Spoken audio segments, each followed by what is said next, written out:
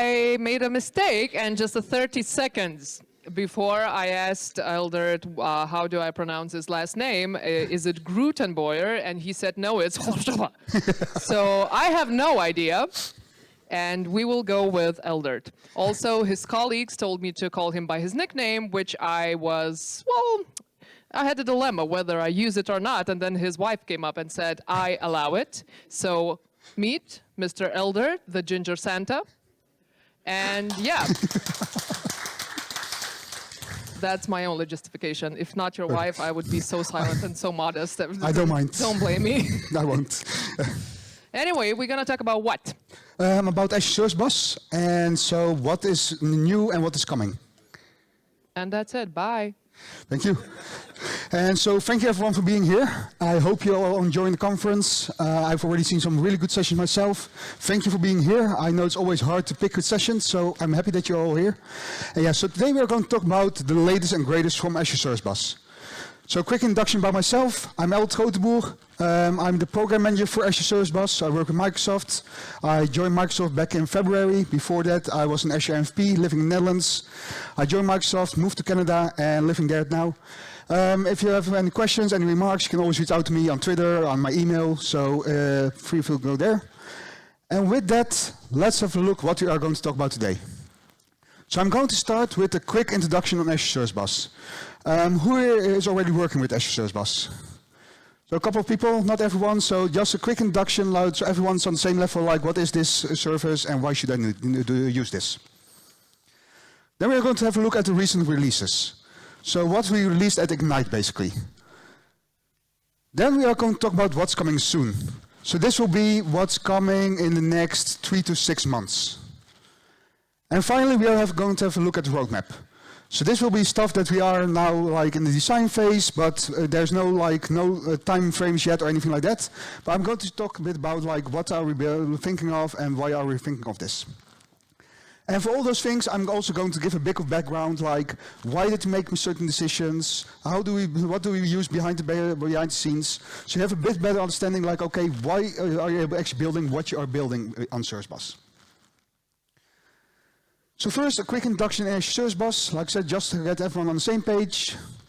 So Azure Service Bus is a platform as a service queue and pops up message broker.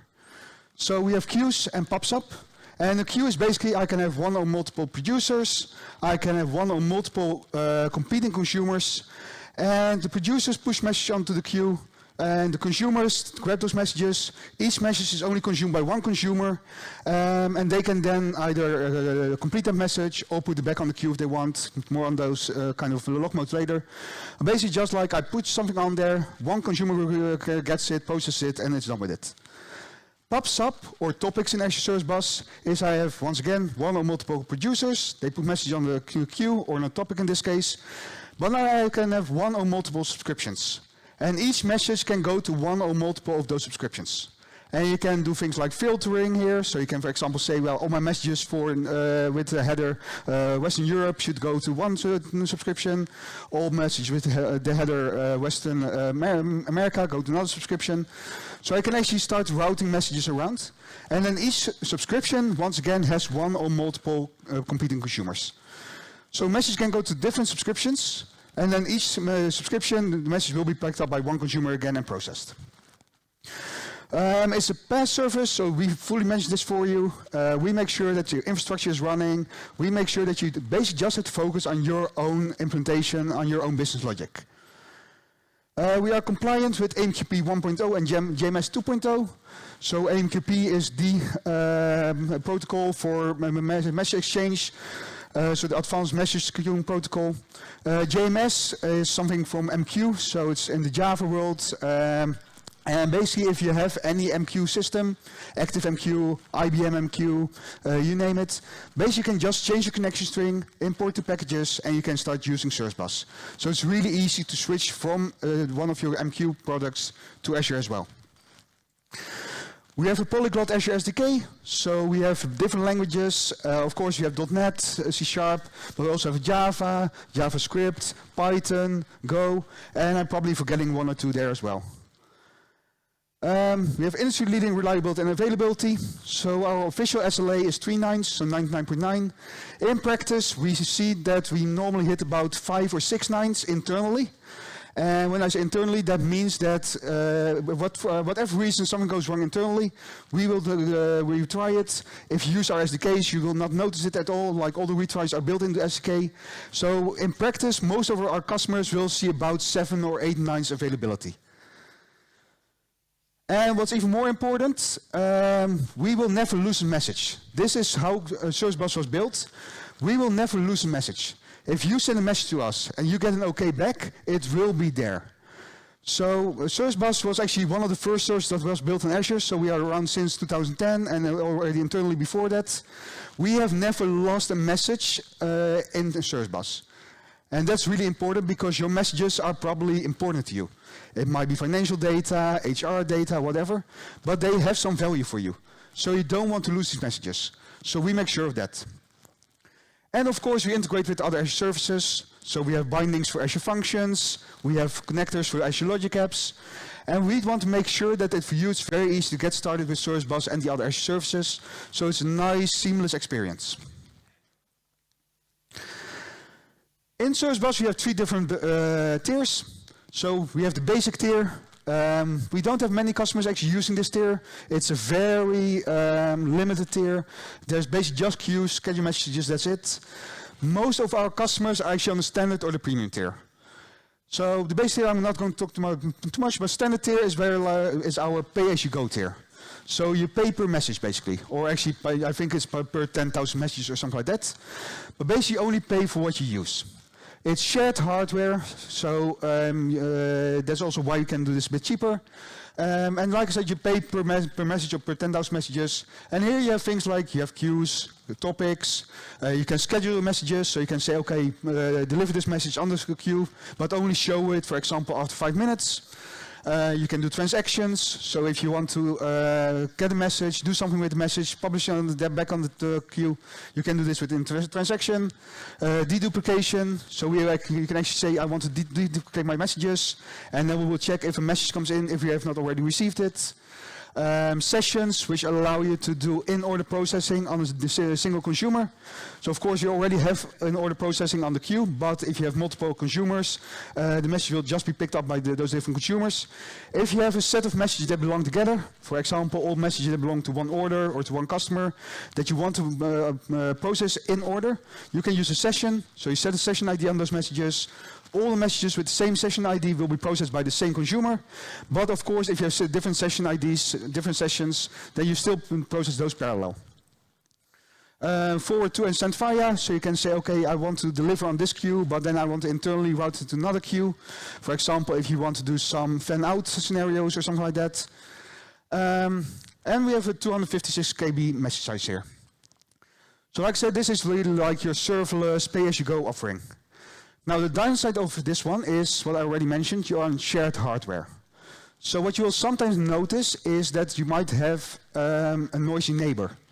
And so basically noisy neighbor means there's someone on your cluster that is doing very high throughput. We try to limit this, we try to limit the impact of this, like you have many different fail guards behind the scenes to limit this. But sometimes you will run into this where you might just be unlucky and be on a very big cluster, and your messages now, instead of, for example, 50 milliseconds, all of a sudden take 500 milliseconds to process. Now, this might not be a problem for you, like there's many scenarios where you don't really care about this, but there's also a lot of scenarios where you do care about this, where you need that consistent latency. And that's where the premium tier comes in. So the premium tier, of course, is everything that standard has and more. The premium tier is paid per hour. So instead of paying per message, you pay per hour. You can, of course, spin this up, close it down again if you don't need it anymore. So it's actually billed per hour. And most important here is that resource isolation that you see over there. With Service Bus Premium, you actually get your own dedicated resources. So we do this through messaging units. And so messaging unit basically is an amount of CPU, an amount of memory that we reserve dedicated for you. And you can just use those resources as you want. This means that you don't have noisy neighbors anymore because you actually have your dedicated CPU, dedicated memory, etc. Also, there's some other things here, like this is really more about enterprise messaging, so you can go up to 100 megabytes for a message size. I would say if you need more than 100 megabytes on your messages, please have a look what you're doing, because probably you're not doing messaging anymore. I've seen like 1 or 2 scenarios where this will actually still made sense, but like 99.9% of the scenarios, you should never use more than 100 megabytes. And we also have some nice features here, like Geo Disaster Recovery. So at the moment, you see this little asterisk over here. It's metadata only. So what that means is we do Geo Data Replication or Geo Replication, but only for your metadata. So basically, your queues, your topics, your infrastructure, we replicate that, not your data yet. But more on that later. Yeah, like I said, JMS 2.0 support, so it's literally like change the connection string, import the right packages, and it will just work. If you want to know more about that, please let me know. I have a session on that as well. I can show you some code, etc., how to do this. And of course, availability zone support. So at the moment, we don't have availability zone support everywhere, but we are working on that. So basically, we are moving our infrastructure from cloud services, so the old infrastructure, to VMS skill sets. What is also one of the things that will give us is that you will have availability zones everywhere. And so an availability zone basically means that in a region you will have 3 different copies in 3 different data centers of your messages. So even if for any reason one data center goes completely down, we will just switch over to the different data center and you will have minimal impact. So we are part of Azure Messaging. And so, first of all, like, of course, Service Bus, what we're talking about today, is a pool-style, queue-based transfer of jobs and control via message queues and topics. So breaking this down, it's pool-style. So the producer puts something in, and the consumer pulls it out. So the consumer is in control of the rate they are getting those messages out. So this also means that you can do things like load balancing, circuit breakers, etc. So it's for jobs and control. So for those that were in Ian Cooper's session yesterday, he was talking about commands versus events. So Service Bus is for commands. I want you to do something for me. I might not know who's going to do something for me, but I want someone to do something for me. Create an order, create an invoice, ship something. But I have an expected outcome like, okay, you're going to do something for me. So that's where we use Service Bus. And like I said, queues and topics. So I have 1 or multiple producers, 1 or multiple consumers, and each message is processed by 1 consumer. We also have event hubs in Azure Messaging. And so event hubs is partitioned, high volume, tape drive style sequential recording, and unlimited pool style rereads of event streams. So once again, breaking this down, so partitioned, so event hubs uses partitions, which means if you send your message in without any headers or etc., it will actually be distributed over those different partitions. So that also means it can go out of order, because just, for example, if you have 8 partitions, messages are just pushed on a random partition, and your consumers might be reading from different partitions, and at that moment, like, your messages might be processed out of order. There is a way to actually do this in order, like you can set a partition key. The partition key will make sure that messages with the same partition key are also on the same partition. But this is more about high throughput volumes. So this is high volume tape drive style ordering. So high volume, like hundreds of thousands of messages, and tape drive style. So for those that know Kafka, it's basically that, like you just have a stream of data and you are in control, or actually your client is in control, like they have a cursor and they can say, okay, from where do I want to read that stream? So I can of course just read from the end, but I can also say, well, I want to go back a day. I want to reread the messages from a day ago. And you can, like the client is in control of this. Once again, pool style, so the client is in control, like, okay, when do I get those messages, from where? And this is for event streams. So like I just said, Service Bus is for commands, I expect something. An event is more about, hey, something happened, someone might be interested, I'm not sure, but here's what happened, and here's more information where you can find details. And it's a stream, so it's really about, okay, these messages probably belong together. So for example, in IT scenarios, the temperature of a room, event sourcing, like different events for order, for example. So that's where you would use event hubs. And finally, event grid. Push-style distribution of discrete events to serverless workloads. So most important thing here, push-style. So the producer pushes something in, but then event grid pushes it out to the consumers. So the consumer is no longer in control of getting those events out. No, it's being pushed to those consumers. And that's also why we mostly see this with service workloads. because of course with serverless you can just very easily scale up, scale down again as the load comes in. So if you all of a sudden have 1 million events coming in, Event Grid will send out 1 million events. So you want something that at that point can handle those 1 million events. So that's where serverless really comes in. Another important part, discrete events. So we already saw with event hubs you have a stream of events. So these are messages that belong together. Discrete events means that each event is on its own. Of course there might be some correlation, but the event itself is on its own. So it might be order created.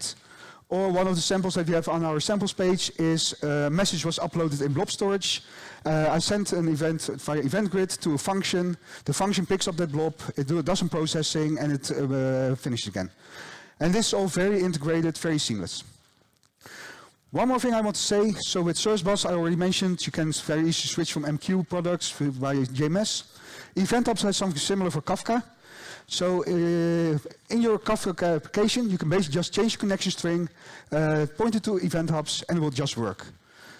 So that's also very nice if you're coming for Kafka and you want to have this PaaS service that's fully managed for you. Just change the connection string and it just works. So with that, let's actually go to some releases. So we now all know what is Service Bus, why should I use this? So now let's have a look at what we recently released. So these are the releases we did at Ignite. So that was about 2-3 weeks ago, something like that. And what we released first was the Minim TLS picker going into GA. So this is now generally available, fully supported, you can use this. And basically what the Minim TLS picker does, it allows you to set the Minim TLS version. So for those that have worked with Service Bus before, you probably know that we used to have TLS 1.0. And you could get TLS 1.2, but you would have to put in a support request. We would actually go in behind the scenes, we would actually go to the cluster, get a namespace, move it to a different cluster that was configured with TLS 1.2. So as you can understand, like this is not something that you want. Like you don't want to put in a support request, etc. So what we did is actually just bring in this dropdown that you see here. And this dropdown you can do either during creation of your namespace or afterwards in the configuration. And it allows you to just set the Minim TLS version, so TLS 1.0, 1.1 or 1.2. Now any connection that comes in with the lower TLS version will just be dropped. So we'll see, hey, you set a Minim TLS version of 1.2, this connection uses TLS 1.0, we'll just drop the connection, the client will get back an error like, hey, not supported, and at that point you can just continue. Also what we did is actually use TLS 1.2 by default now. So if you use ARM or Bicep or something like that, and you don't give a TLS version, we will use TLS version 1.2 for you. So this is the latest version that we support. We are also looking at TLS 1.3 as it's now coming. But for now, TLS from 1.2, but we will always give you the highest TLS version because that is of course the safest. And actually what is nice, this has been released for both Service Bus and Event Hubs. And so actually, our architecture between Service Bus and Event Hubs has quite a bit of shared architecture. So Service Bus Premium, I should say. Like Service Bus Standard has a bit different architecture. So basically Service Bus Standard is the old architecture from back in 2010. Service Bus Premium is our evolved architecture, so we did a lot of things to improve the things there. It's also why you will see that we can sometimes release things on Service Bus Premium that we cannot release on Service Bus Standard. For example, the one I get most of the time is VNet integration. Please give us VNet integration standard. We can actually not do this just because of the way the whole architecture is set up, the infrastructure is set up. It is something that we are looking into, by the way, so if you are looking for that, like we are looking into options there, but that's not for today. Yeah, but actually, so Service Bus and Event Hubs share a lot of the architecture. So what you often see is there's something on infrastructure. So not a specific like Event Hubs or Service Bus thing like Kafka support or something like that, but more on the infrastructure level, we do share a lot of these things. And so this is actually just released for Service Bus and Event Hubs together. We also released Service Bus Explorer into GA. Now, for those that have worked with Service Bus, you probably know the standalone Service Bus Explorer tool created by Paolo Salvatore from Microsoft, but it's an open source tool, it's community driven. And this tool basically allows you to work with your messages, with your infrastructure, etc. But the downside of that standalone tool is that there's a couple of different things. First of all, it's Windows only. So they build it in .NET Standard. They have not got around to migrate it yet. So we had a lot of customers saying, well, we can actually not use this tool because we are using Mac or Linux or whatever. So we want something that we can use there as well. Also, because it's a community tool, it's not supported. Like there's no support. Like Paolo does his best, of course, but it's like I said, it's an open source community project. So if you had anything that didn't work, you could either fix it yourself or hope that they would fix it for you. Now, so a lot of our customers are saying, well, we need something that's supported. So if something breaks, we can go to Microsoft and we can just say, hey, fix this for us because you broke this. So what we did is we actually integrate this in the portal. So if you go to the portal, you go to your namespace, you go to a keyword topic, and then you go to this Service Bus Explorer icon that you see over here. And this will open up the Service Bus Explorer in the portal. And what you can see here, there's a lot of different things you can do. I'm not going to go into too much details. If you want to try this out, please go to the portal and you can just use this. But you can do things like peeking messages, receiving messages, sending messages. When you receive a message, you can actually resend it. So you can change the message a bit, resend it again. If you receive a message, you can also complete it or dead letter it. So all the things that you would basically do like in a development scenario or in an operation scenario, where you just need to work with those messages, maybe do some changes, etc. It's also integrated with Azure AD. So this was another thing that was missing on the standalone tool. You always had to use SES tokens. A lot of our customers don't want to use SES tokens because you have a lot of things that you need to do around that, like rotation of your keys. You probably want to have some kind of provider that actually gives out the keys at the moment. With Azure AD integration, it's now tied to your user. One caveat there is that currently you will need to have at least data owner permissions, which means that you will have this on the namespace. You can see all the queues, all the topics. But that's something that we are going to talk about in a bit more as well. But this is integrated with Azure AD, so you don't need SES tokens anymore. You can actually disable your SES authentication and just use Azure AD at this moment. So it implements most used features from the standalone tool. Basically what we did, we looked at what are most of our customers using, and we implement that. So like I said, receiving, peeking, sending messages, resubmitting, things like that. It has gone into GA, but that does not mean that we are done with this yet. So GA now means it's now fully supported. So you get full support on this, but we are going to introduce more features. And I will actually talk about a couple of those in a couple of slides. But most important here is if you are missing something, if you want to see something, let us know. Your input is what we use to actually drive our development. And then the third one that was recently released, scaling partitions and local store. So actually it's two different features, but we bundled them together. And what does it do? So scaling partitions introduce partitions on Service Bus Premium.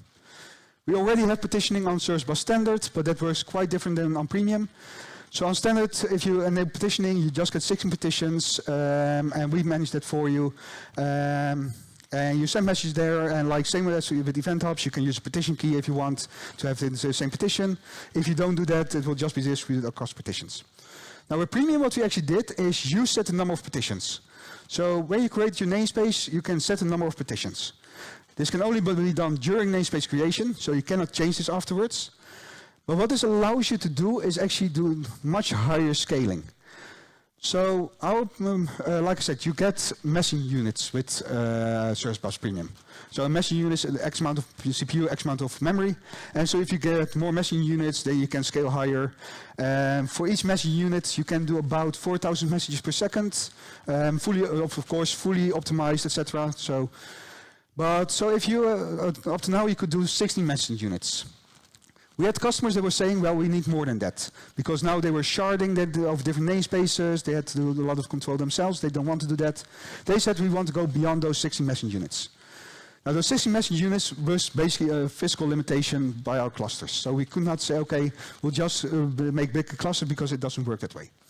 So what we did instead is say, okay, we are going to introduce partitions. And so basically a partition in the backend is just like different namespaces. You don't see that. For you, it's just single namespace. You don't have to think about all of this.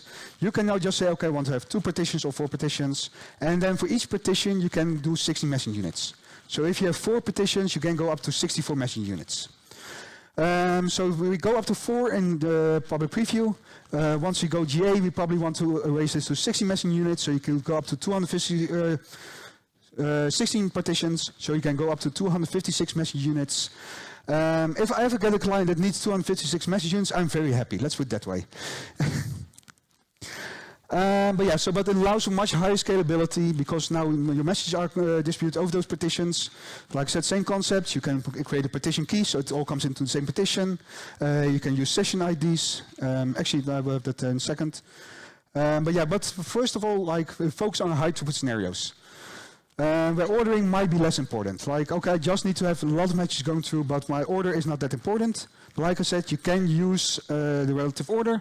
So messages that are in the same partition will be in order. Just if you don't specify anything, it might land in a random partition. And you can still use those partition keys to have everything in the same partition, or sessions if it actually has to be processed by the same consumer. So that will still work. Of course, this does impact your performance, so it's like a trade-off. Do I just want to have very high throughput, or do I need things like ordering? And also, like basically every feature that you use has some impact on performance because you have to do some performance calculations, etc. So think about like if you are going for full speed, or if you actually need like more of those other features. The second one, local store. Local store brings consistent low latency on your entities. So previously we had a latency of around 30 to 50 milliseconds end to end. This is good. A lot of our customers were happy with this. But what they noticed is that sometimes they had spikes. And this is because we used to be on Azure Storage. So Azure Storage was our backing storage solution. Now, as you can imagine, Service Bus runs on Service Fabric in its own cluster. Azure Storage runs somewhere else in a different cluster. There is some network connectivity between those. And we all know if there's network connectivity between them, something will go wrong at some point. So every once in a while, like the network might have a hiccup, or Azure Storage might have a hiccup, and instead of 50 milliseconds max, now you all of a sudden had 500 or 1 millisecond of latency. For a lot of our customers, this is not acceptable. We have customers that really needed high throughput, and they need this to be consistent because that's how they build their solutions. So what we did is we are actually moving to multi-tiered storage. So like I said, we are running on Service Fabric. So our first storage endpoint is now on Service Fabric itself. So we just use local storage. And then as needed, we offload to Azure Storage when we need. But because we are now first going onto the local storage, it means we don't have network hubs. So we don't have any issues there. We don't get impacted if Azure Storage has a hiccup. So it allows us to actually have that more consistent low latency. So now our latency now is actually just like the flat line instead of every once in a while you see these things. Also, we actually got our latency down. So where we were previously about 20 to 50 milliseconds, we now see about 30 to 50. We now see about 20 to 30 milliseconds end-to-end latency. So this is actually also vastly improving our reliability. Like I said, sometimes Azure Storage has a hiccup. And when I said, like, for most of our customers, like, okay, if my latency is 1 second more, like 99.99% of our customers don't even notice that. We do, however, because for us, like 1 millisecond or 1 second latency all of a sudden means that we have now 20 times our normal latency. So by going to the local storage, even if Azure has any kind of Azure Storage has any kind of issues, and like I said, the issue might just be very small, but for us it has a big impact. So we improve our reliability there as well. And so we already have some customers on this that are seeing now that, okay, this actually helps us getting that latency that we need and consistently. So for now, this is in public preview, but for now you will need a magic link. So if you are interested in these two features, please let me know. I can share the magic link with you. It should go in like full public preview very soon. We are actually working with the whole team to remove the feature flag, and it will show up for everyone. So hopefully maybe next week, the week after, we can actually do that. But so the first one is actually what you will be opting in on. So the scale sets. If you enable scale sets, you will scaling partitions. Sorry, if you enable scaling partitions, you will also get local store. And the reason why we did this is local store is something we are going to roll out in the end to everyone. It's an infrastructure change that we want to give to everyone because everyone wants to have lower latency, everyone wants to have consistent latency. And also for us internally, it also actually makes sense to first go to local storage and then to Azure Storage for offloading. So everyone will get that. So we were actually discussing how are we going to bring this into public preview. Because you cannot just say, okay, we are just going to enable this on random partitions because it's public preview, means that you don't have support on that. So we don't want to somehow have this end up on someone's production instance. Also, a lot of our customers actually want to first try this out. They want to make sure that this is only on a specific namespace. But what we didn't want to do is to introduce any configuration for this. Like we were thinking, are we going to introduce an ARM property? No, we're not, because once this goes out to everyone, now all of a sudden you have an obsolete ARM property. So we don't want that. Are we going to do this with a feature flag? We could do that, but that also has quite a bit of implications, because that feature flag will also always be around, not public vision anymore, but it will still be around in our system. So we decided to actually just tie this in with the scaling partitions. So if you enable scaling partitions, you also get local store. So that's what we released at Ignite. Now let's have a look at something that's more coming soon. And coming soon in this case means the next 3 to 6 months. So this is stuff that we are actually developing at the moment. Our engineers are working on this, but it's still in progress. So I will share timelines, but of course these timelines can change. We are all developers here, probably, like everyone knows, like sometimes priorities change, you get something in that needs to be done first, you run into an issue, you find a new finding, so timelines can change. It should not change too much, but just know that if this could become a month later or something like that. The functional designs are still in progress, so I'm going to talk about the customer experience today, but that might still change. Like, it should not be big changes anymore, but there might still be some changes in the customer experience. And finally, your input is welcome. And actually, on the last slide, I will share a form with you where you can actually give input on all these different features. So please let us know what you think of these. So the first I want to discuss is dead letter queue batch delete. So dead letter queue batch delete, the name as it implies, it deletes messages in batches. And so to give you a bit of background where this is coming from. So our customers use dead letter queues. So the dead letter queue, you always get a dead letter queue with your normal queue. And dead letter queue basically allows you to send messages that you cannot process, poison messages. So for example, the message is malformed, the client is having issues, whatever. If for any reason you cannot process a message, you can either dead letter it yourself, so send it to the dead letter queue, or after 10 retries, which is configurable, like you can make this different, but by default it's 10 retries. After 10 retries, it also goes into that dead letter queue. Now, some of our customers don't really clean this up. So like we have customers that have millions of messages in the dead letter queue. And this is on production, so they cannot just say, okay, I'm just going to delete the queue and recreate it, because this is production, you cannot delete it. And what they were stuck with now is basically they would have to receive and delete those messages. So receive and delete is one of the different lock modes. So we have peak lock. Peak lock is basically, okay, I want to have a lock on this message, I will start processing it, and if I'm done with the message, then I will complete it, and at that point it will be removed. Receive and delete basically says, okay, I'm going to receive it, delete from the queue, I'm now in control of this message, done. But of course, that still means that you do have to receive the message first. So there's, of course, getting the message in. You would probably delete this. Also means that you now need a developer, because your operator probably doesn't know how to program this. So it was doable, but not very nice. So with dead letter queue batch delete, we are now going to give you a new operation where you can just say delete. And you can specify batch size. At the moment, it's up to 4,000 messages at once. And this will also be on the management plane. So this will actually be something that will be supported through the CLI and PowerShell. So now your operator can actually write a nice loop in PowerShell, for example, to delete those messages. Also, we are no longer doing receive and delete. It's just delete. So we actually delete it on the server side. So it's not like you first receive it and then you just throw it away. No, we're actually going to delete this on the server side. And so in our initial test, we see an improvement of about 400 to 500% that this goes faster. So if you have millions of messages, you can imagine this already greatly improves your performance. The first focus is on the dead letter queue.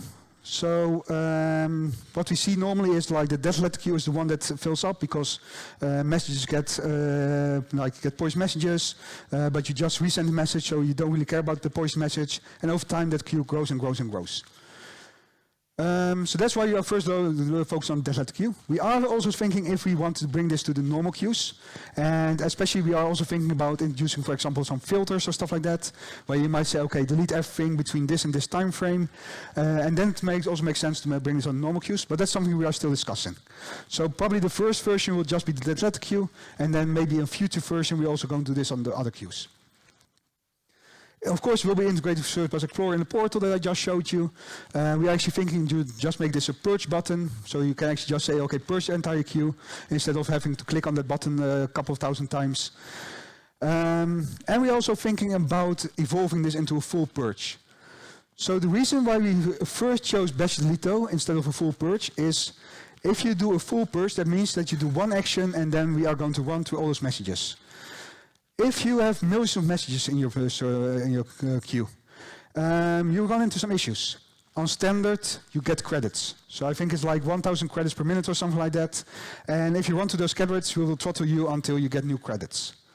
So that means if you now are purging millions of messages, each message operation is a credit. So that might actually completely block your production throughput. Same on premium. It's still a delete, it's still an operation that we are doing. It will take up some CPU, some memory. If you are already running a heavy workload and now all of a sudden a purge goes next to it, you might see performance impact. So we are looking, of course, into doing like quality of service, where we might make this low priority, etc. But there's a lot of things that we have to think about here that are not easily solvable. So that's why we first decided to do the batch delete, and then with feedback of the community, we will see do we need a full purge here as well, or is this enough? So that's the first one that we are working on at the moment. The second one, durable terminus. And durable terminus, before I go into the feature itself, durable terminus is something from AMQP. So your terminus is basically your endpoint on the client or on the service. So basically the service has an endpoint, your client has an endpoint, and between those you have a link. And so those terminuses basically is where you connect on. Now, back in the good old days, in the beginning of Azure, all of our customers were on virtual machines, or they were using Azure services, and everything was fine and dandy because, like, the virtual machines are stable, they go up, they keep running. You're in the own Azure network, so like there's short hubs, etc. So everything was okay. But as we are going more into containers and distributed systems, what we see is with containers, a container is supposed to just spin up, go down again, spin up again. But that means that as soon as you, like when your container goes down, your connection also goes down. At the moment your connection goes down, the terminus is broken, and at that point you lose all your message state. So your message logs, your session logs. And what that means is that if you lose your message state, then also you will actually go, the message becomes available again for someone else. So that's what can happen here. So what we are going to do is we are going to allow recovery of broken links. So a broken link basically means your link went down, you come back again, and you can now just say, okay, I want to recover this existing link. So you keep your message state, so you keep your message logs, you keep your session logs. There will be some limit on this, like for example 5 minutes. But if you come back in those 5 minutes, you will reconnect, and you can just keep processing your message. So it keeps track of that full message state, so like I said, message logs, session logs, etc. And this is really important if you're doing long-run work, or if you have work that can only really be processed once. This actually allows you to do that. Next one, Geo Data Replication. So this is a really nice one, I think. I already mentioned we have GeoDR, but only for metadata. We are now working on Geo Data Replication for full data. So full data replication across multiple regions. So this will actually mean that you can say, okay, I want to replicate all my messages across different regions. You can do this in two ways, strong and eventual. So strong consistency allows you to have an RPO 0. Because you send your message to Service Bus, we commit it on the primary, we replicate it to the secondary, and only then we'll give you back the OK. So at that moment you know, okay, this has now been stored, it's there. Now the downside of strong consistency is, let's say you have a data center in Western Europe and you have a data center in Australia. This will introduce some latency, of course, because there's this whole thing about speed of light, etc. And I tried to put in an RFC. I'm not allowed to change the speed of light for some reason. So we have this latency. So if you have two data centers that are very far apart and you have now to replicate across this, that means that you introduce latency. So you really have to think about, okay, where I'm going to put my different data centers. And this becomes even more if you, once we allow you to do multiple regions. So at the beginning it's probably just one primary region, but at some point we actually want to give you the option to do multiple regions. And then you really have to think about, okay, how much latency is between all these regions when I do strong consistency. Eventual consistency, on the other hand, you actually specify your RPO. So you might say, well, if I lose 5 minutes of messages, of course that's not great, but I can live with that. Like I can resend those messages or something like that. And with eventual consistency, what we actually will do is just, okay, you're going to commit on the primary, and then you get back your okay, and then we replicate in the background to the secondary. So this, of course, your latency is much lower, but also you can actually have some message loss. So you really have to think about what am I allowed to do here. And we'll give you some manual failover with catch-up options. So manual failover means that you're in control of failing over. So you say, okay, this is the moment I want to fail over. We'll give you metrics, of course, like we'll give you metrics on the health, replication lag if you use eventual consistency, etc. But you are in control. We are looking at how to failover, but that will be a longer-term thing because there's so many factors that we have to calculate with this that we first want to give you just the controls to do the manual failover. And of course, you can like do something like look at the metrics and then do automated manual failover, basically. You also get catch-up options for eventual consistency. So if you have an RPO of 5 minutes, that means that you might lose 5 minutes of messages. On the failover, you can say, okay, first try to catch up for X amount of time. For example, try to catch up for 1 minute. If after 1 minute you could not catch up, then those messages are lost. But maybe I can still catch up on those messages and I don't have any data loss. Yeah, and this is what I said, like the whole RC for changing the speed of light. Yeah, somehow we are not allowed to do that because of unknown side effects and things like that. But yeah, so this is something that you really have to think about, like, am I going for RPO 0 or do I want lower latency? So finally, the roadmap. So this is always still in very early phase. So that means there's no timelines here yet. Like I said, the previous things are all like the next 3 months, maybe 6 months. Here there's no timelines to share yet. These are things that we want to do, but we don't know when they will be coming. Things will change as we go forward. Like we are now in very early design stage, like we are talking to customers, we are talking to the internal teams, but this is very early design phase. So what I tell today, like what will finally come will probably be a bit different than what I tell today. Of course, the main things should be like the same, but nuances will change. Especially here, your input is most welcome. So first, Service Bus Explorer improvements. So, like I said, at the moment you get RBAC on the namespace level, you need the data owner. So what you're going to do is actually introduce granular RBAC permissions. So you can set permissions on a queue level, topic level, and even subscription level. So we're actually working with the AED team to work on this because doing this on a subscription level means that we now all of a sudden have much more subscriptions than we would normally have topics. So each topic can have 2,000 subscriptions. So you can imagine this just grows exponentially. So we are working with the AED team because RBAC we cannot actually do just because of the size of the amount of subscriptions we have. So we are looking there into do something with ABAC, so attribute-based authentication. So for those that work with storage, you probably have already seen this, where you can actually do ABAC on storage. So we're looking into the same for doing this on our Service Bus subscriptions. And that means that you can actually give your customers, for example, okay, you can listen to this one subscription, you can use the Service Bus Explorer for this one subscription, but you cannot see anything else. Also, we are going to make sure that you can, for example, only see message headers, but not message content. So we're going to introduce new permissions. And this is actually something that one of my clients that was talking last week. So they're a bank. And at the moment, they basically encrypt all the messages themselves because their support could otherwise see like personal data, financial data, which they want. And they actually came to us like, hey, can you just build this in? Like, just make sure that if someone receives this and they don't have the right permissions, they just don't see the message bodies. So that's something we're also building here. Namespace level browsing. So like I said, at the moment, you actually go to your namespace, you go to a keyword topic, you go to the Service Bus Explorer button, and then you can work on that specific entity. If you have a lot of different queues, topics, etc., you don't really want to continually switch around. So we're also going to make sure that you can actually browse on the namespace level. You will see all your queues and topics, basically the same as you currently have in the standalone tool, where you just have a tree view and you see everything. And of course, you also take into account like those RBAC permissions. So if you might see all the different topics, but you might not be able to open them. So we'll probably have some indication of that as well.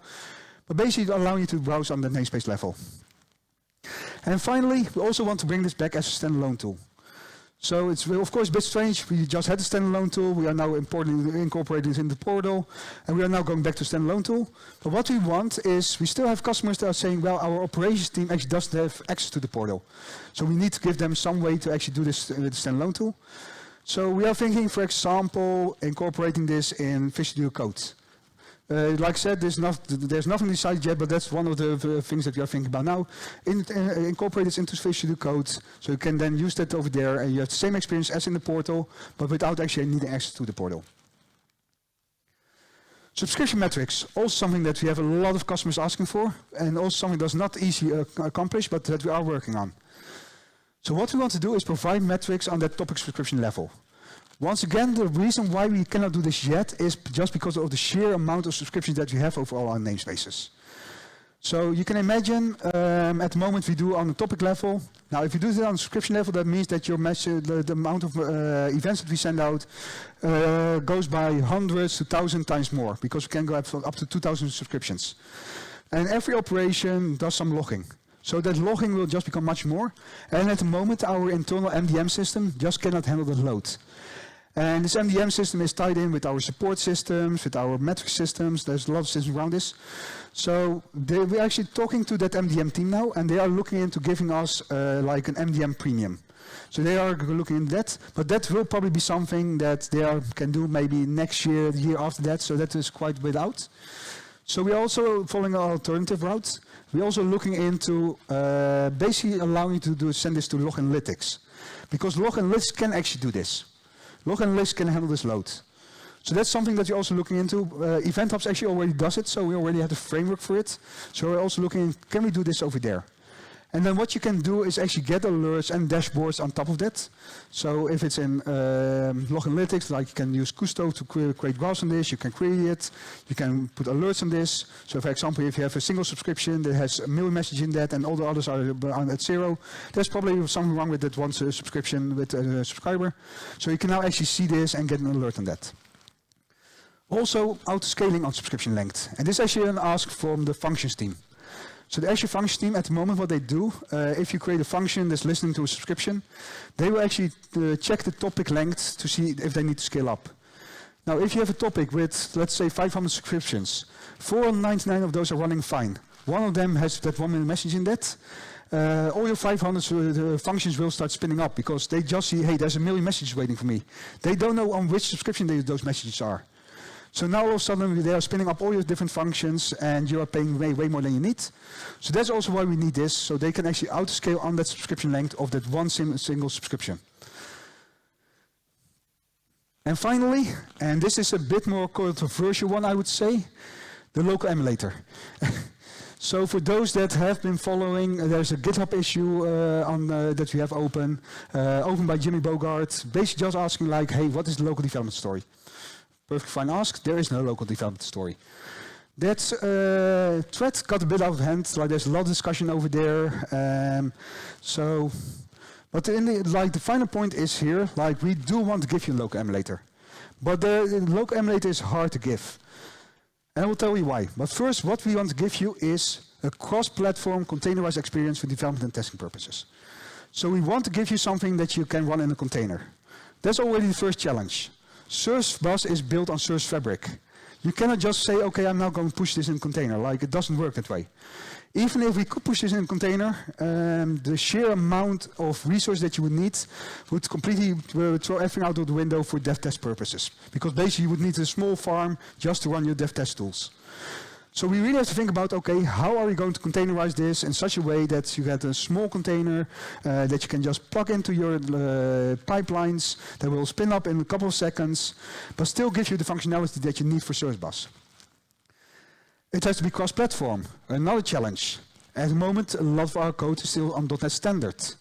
We are in the progress of migrating this, but that will take time. Like you can imagine, a service like Service Bus is not 10 lines of code. This will take some time to migrate this. So we have to also look into that. So that's also why there's this whole, like, we cannot just very easily say, okay, we're just going to push this in container, here you have it. Like, it takes a lot of work. We want to be able to run this locally. So, for example, we are thinking maybe tying this into with Visual Studio Code, or maybe tying it with Visual Studio, or as a standalone runtime, but also in your test pipelines. So you actually need to be able to just say in your test pipeline, get that get a container in, do your test, throw the container away again. So also there's a lot of challenges that you are running into. And we also have to think about what actually makes sense for dev test. Like, of course, you will want queues and topics. You will want sessions. Maybe transactions. That's already a more gray area. But you probably don't want to have GeoDR or something like that in a local emulator. So we really have to look at, okay, what are the features that we should bring in here? What makes sense? And also make sure that when we introduce new features, we can also plug those in. But we are probably not just going to say, okay, we are going to take the runtime, put it in a container. So we also have to think about how are we going to abstract this in such a way that it will work exactly as Service Bus works, but in a local emulator. Because what we want for you is that you can basically just say, okay, I test this against my local emulator, I change my connection string, and everything will work exactly the same in the actual service. So as you can see, there's a lot of things that you need to think about here. But the main, like I said, we do want this. Like, we are actually working on this. We are making sure that we get this. But I don't know when.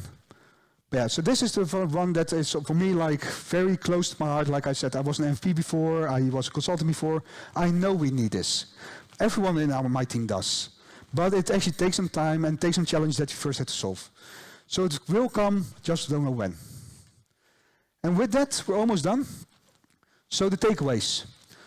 Service Bus is built for reliability and resilience.